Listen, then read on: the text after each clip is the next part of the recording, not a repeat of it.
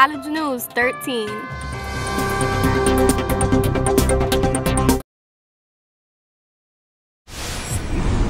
Hello, this is Megan reporting live from College News 13, and I'm here at the Hawks Cake Cafe, and we're going to interview a few people about note-taking.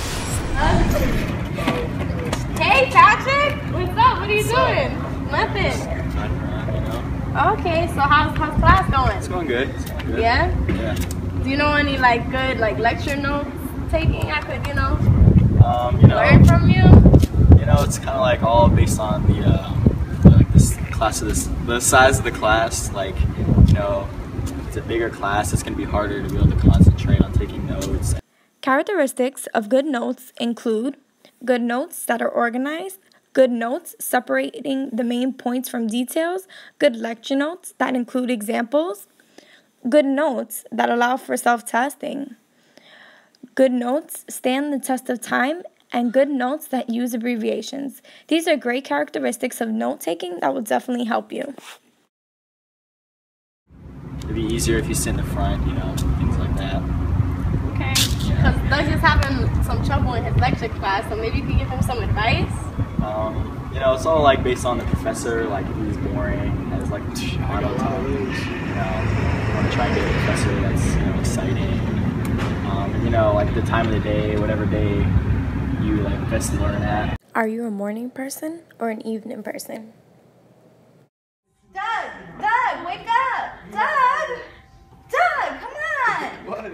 Wake me up up at 12. 12? Why 12? I'm an afternoon person. I don't take morning classes. Well, Doug, it doesn't look like you're the only one who doesn't like to take morning classes. Okay, Doug, so do you have any more questions for Patrick? Yeah, do you have anything quick notes that I can write down quickly while the teacher's talking to me? Like some shortcuts, Yeah, maybe? there you go, shortcuts. Yeah, I got a few examples right here. Okay, come, bring it in a little bit. These are abbreviation examples. These are short symbols that will help you while note-taking. You see, the way your memory works, you will be unable to remember everything your professor says in class every day. This is why we take notes to begin with. And using these symbols, you will be able to get all your notes down as long as you're using these. Because instead of writing the whole word because, you can use BC. And instead of writing the word and, you can put the and symbol. And if it's very important, we all know to put a star so that we remember to study these. As long as you keep your notes organized, you should have no problem abbreviating your notes.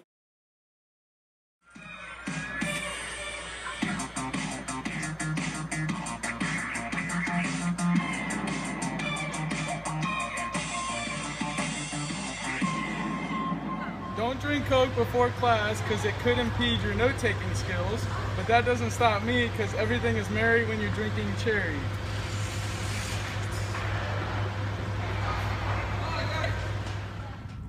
Hey, Patrick.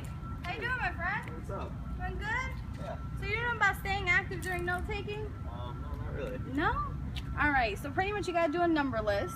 So you just divide it up and you write everything that you took notes on. Use abbreviations as much as you can. And for examples, do a star or a smiley face so you can remember, Okay. And then use a 3-ring binder instead of a spiral notebook. That really helps you because you can take out the pages and put things in it, okay? Okay.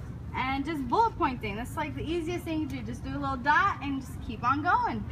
Alright. You got it? Yeah, I got it. Alright, can't wait to see your notes. So how do you prepare to take notes? Well, pretty much you have to read the assignment. Also, make sure you come at least 10 minutes before. Hey, Chauncey, wait up! Wait. Do you know how to take notes? No. No? No, At all? You don't? What? Okay. So this is what you have to do. Okay, you have to make sure you read the assignment so you know what they're talking about, and then at least come in 5 to 10 minutes before class and actually read over the notes that you took before, or actually go over the lecture or the pages. Okay, make sure you are actually prepared when it comes to time, because if you're running late, you're just hectic, you don't remember anything. Okay, got it? Yes, ma'am. You ready? That's very helpful, All right, What about you, Sean? Yeah, it helps. It really helps. Awesome, great. I'm gonna need some medicine because I'm taking notes, and that's just been making me feel all kinds of soporific. Well, I think my boy Chauncey can help us out with some medicine with that. Here you go. That should help you out during class. All right, let me try this. After these messages, we'll be right back. Sergeant, keep your pants on. Ma'am, water is a liquid all over the world, so H2 no. Forward, please. Next. Oh, excuse me, miss, but I'm gonna have to take a closer look at those fancy jeans. Woo! Woo! Woo! Woo! Woo! Woo! Woo! Woo! That's not the wand. You're making that noise. I'm sorry. Your jeans, they fit so good. Cut them at Old Navy, 19 bucks. Larry, these jeans are only 19 bucks at Old Navy. Those jeans are only $19? And kids' jeans are $12. And this weekend you get $5 off just for trying them on. Wow!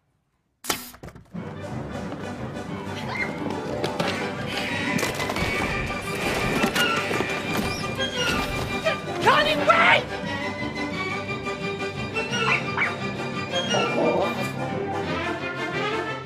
Okay, well, we have some people in the cafeteria. We're gonna find out what active listening is. Hey guys. How are you? Good. How are you? Great. You know yourself? Yeah. I have a few questions. Do you guys know what active listening is? Yeah, I actually do. You know. Okay. That's when you pay attention. You know, you're attentive. You know. All right. You use a list. You know, definitions. You know, all that good. Just approach some notes. You know, anything that can get you through. You know, when you're listening, active.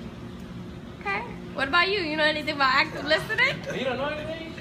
I just told you. You know, there's a book here you can use. You know, cause and effect relationships. You know, pros and cons. You know, stuff like that. Examples. You know, anything that can get you through it. It's fun at the same time. You know, it's better just sitting there. You know, not paying attention. It's great. So where should you sit? Like if you're trying to listen really good, should you sit like in the front? Sit in the front. To be very attentive. Take notes. Use examples and all. You know. Hey, I have a question. What is processing notes? You know, process notes, you know, it's notes that you take from the teacher that pertains to the test. You know, you were going to get very good notes. And then there's a thing called voice and volume control change, you know. When it's important, you raise your voice. When it's less important, you talk with your regular tone, you know. Yeah, you might want to try it sometime. Capricious. To be erratic, unpredictable or fickle. Changeable. So honey, about our anniversary weekend. Oh yeah, let's go to Thailand. Or maybe Cambodia? But I think Dubai would be nice. Wait, I know! Maldives! Will you stop? I'm tired of your capricious behavior. I've been trying to tell you that we can't make any plans.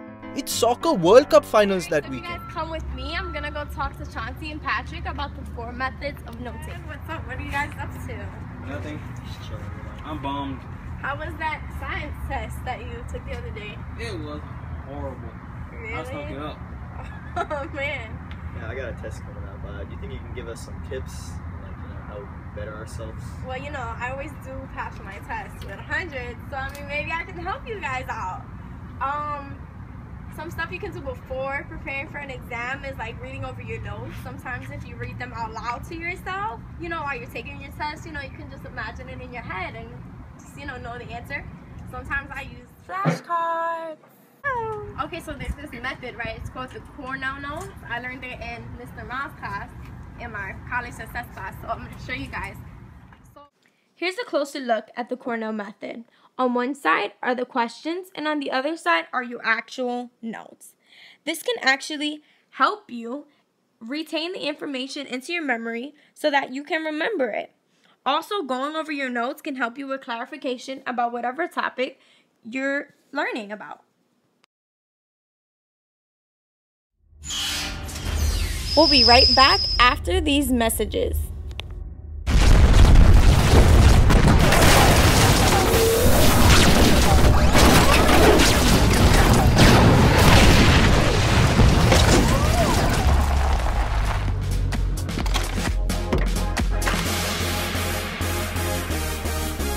Party rock!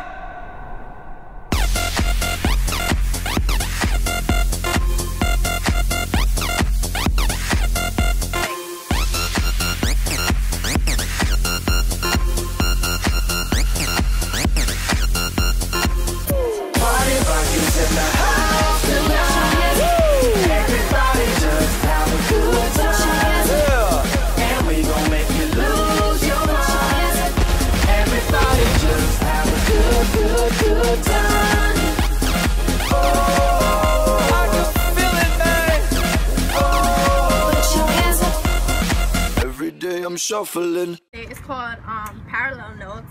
And this is more like if you guys have a binder. On one side you're gonna have your notes, and the other side you're gonna have your professor's notes. So sometimes professors...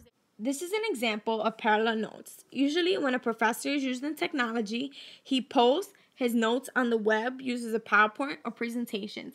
On one side, you can post the professor's notes, and on the other side, you post your own, something that you can understand, and something that will help you study and take good notes.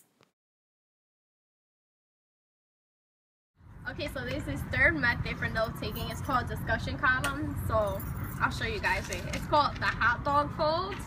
So you go wait. And then you go like this. That's not a hot dog, it's a hamburger. Oh, well, I better catch up in class then. These are known as discussion columns. This is a piece of paper that is divided into 3 equal sections. First section being questions posed. Second would be professor's comments. And the third would be students' comments, your classmates, or even your own.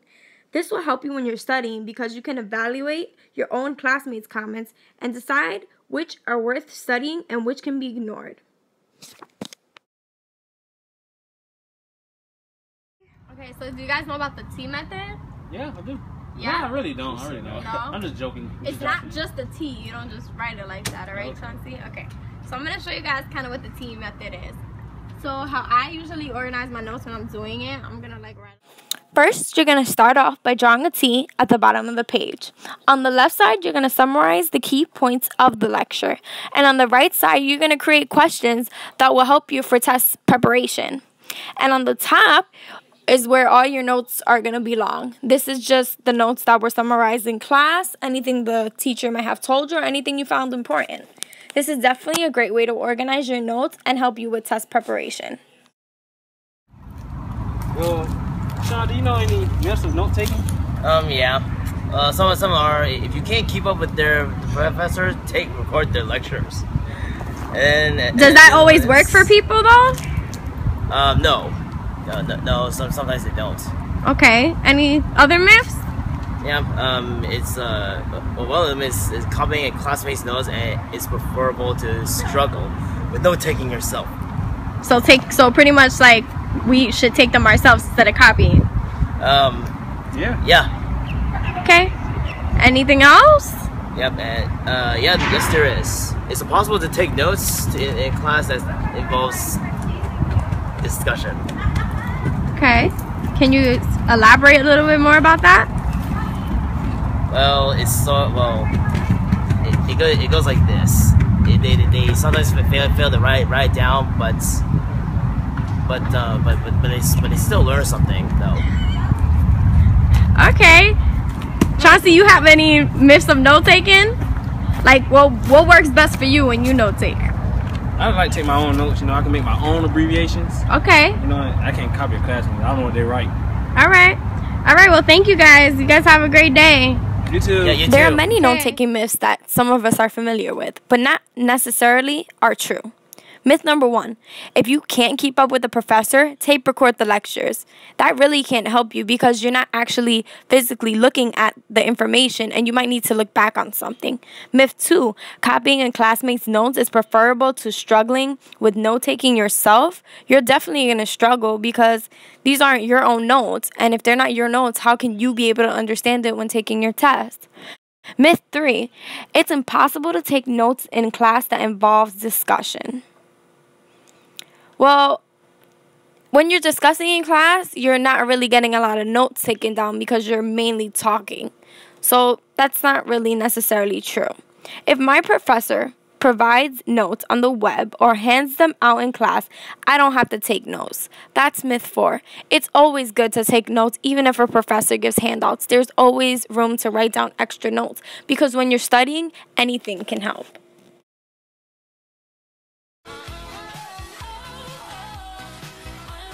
I learned about note-taking that I should take classes in the afternoon so I can comprehend everything, take in the information the best. Learn how to abbreviate, to shorten my notes as the teacher is lecturing to me. There you go. From note-taking, I have learned how to write less, even if the professor is talking about a lot. I can abbreviate and not specifically say exactly what he's saying, just so I can write a little bit faster and get more notes taken down. I learned about active listening, and the most important active listening tool was voice and volume control. I learned that if the professor gets loud, then it is very important. Alright, what I learned from note taking, that it helps me learn better, and when you sit in front of the class, it helps you focus more. The two things that really helped me with taking notes was the parallel notes as well as discussion notes. So I'm in class, I take notes regarding the discussion that we have, and then I review them later.